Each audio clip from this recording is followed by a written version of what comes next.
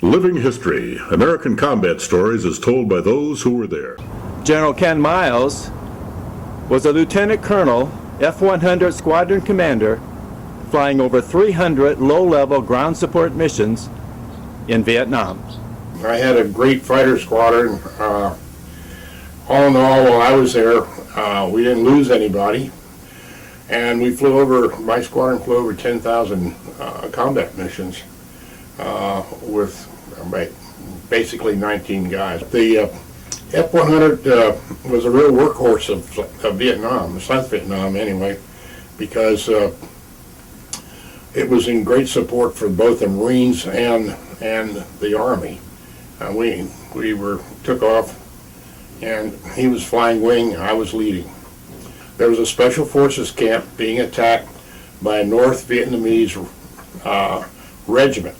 Special Forces camp who were manned by Green Berets.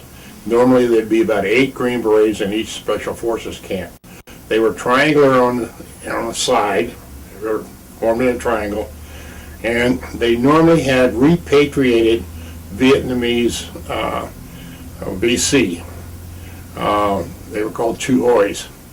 And they'd have maybe 400 repatriated VC in each of the camps under the control of the 8 Green Berets, Army Green Berets.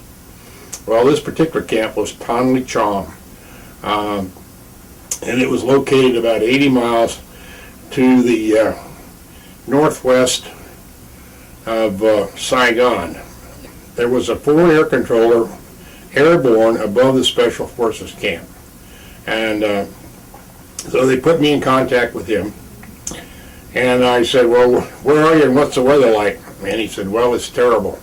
The ceiling was probably about an 800-foot ragged ceiling with rain. And I said, well, what's the terrain like? He said, well, there's hills on both sides and there's some mountains there.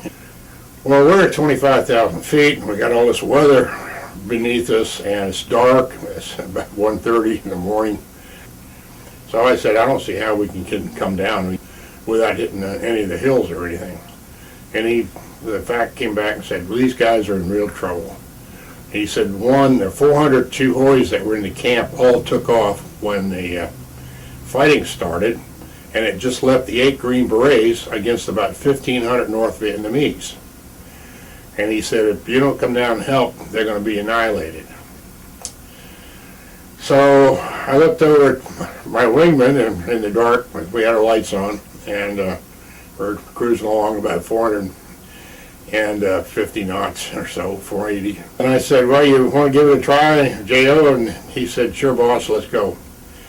Pulled the throttles back, and down we went. Into the clouds, into the rain. And as luck would have it, good Lord had his hand on my shoulder. We broke out underneath at about 800 feet, doing 480 knots, and there was hills on both sides of us, and somehow we'd missed flying into these mountains.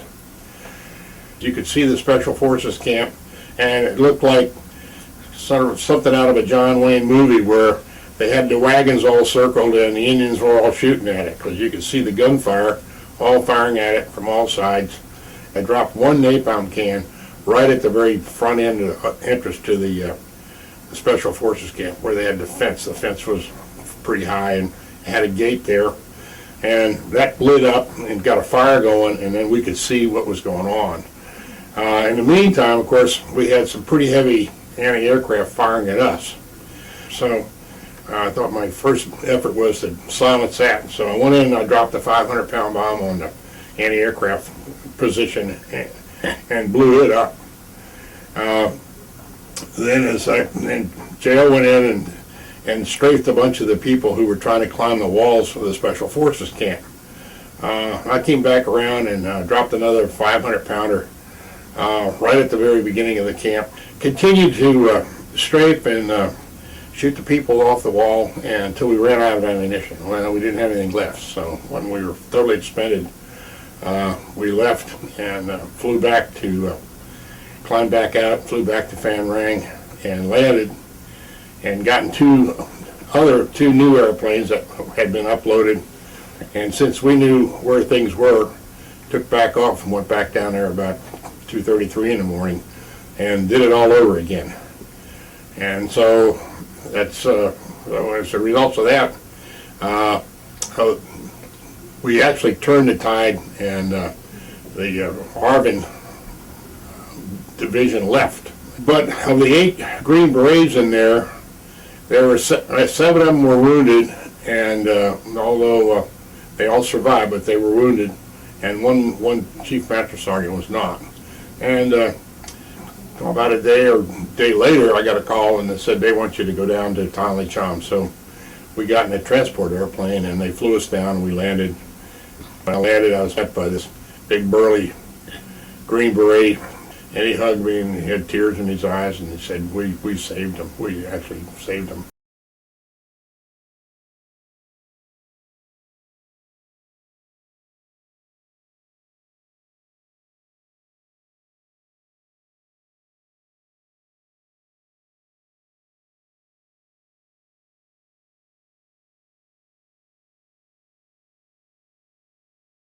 You may contact the Palm Springs Air Museum at 760-778-6262 for more information concerning the Veterans History Project.